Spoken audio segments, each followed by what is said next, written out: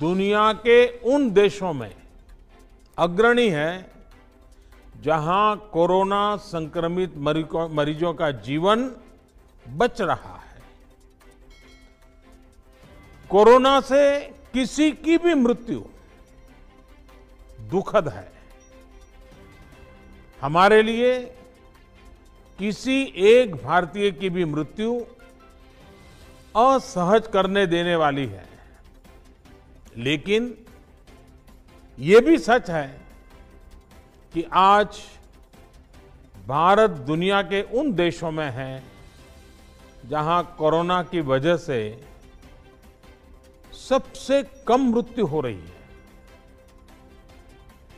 अब अनेक राज्यों के अनुभव आज आत्मविश्वास जगाते हैं कि भारत कोरोना के इस संकट में अपने नुकसान को सीमित करते हुए आगे बढ़ सकता है, अपनी अर्थव्यवस्था को तेजी से संभाल सकता है। साथियों, बीते 2 हफ्ते के अनलॉक 1 ने हमें एक बड़ा सबक ये भी दिया है कि अगर हम नियमों का पालन करते रहें, सारे दिशा निर्देशों को मानते रहे, तो कोरोना संकट से भारत को कम से कम नुकसान होगा। इसलिए मास्क या फेस कवर, उस पर बहुत ज्यादा जोर देना अनिवार्य है, आवश्यक है।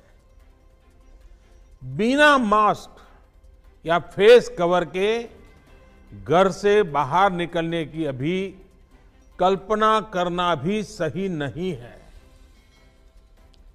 ये जितना खुद उस व्यक्ति के लिए खतरनाक है, उतना ही उसके आसपास के लोगों के लिए भी।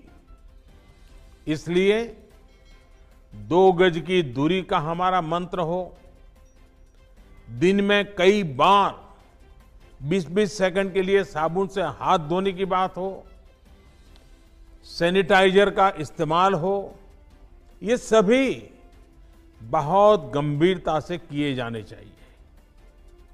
खुद की सुरक्षा के लिए, परिवार की सुरक्षा के लिए, विशेषकर घर के बच्चों और बुजुर्गों की सुरक्षा के लिए ये बहुत जरूरी है।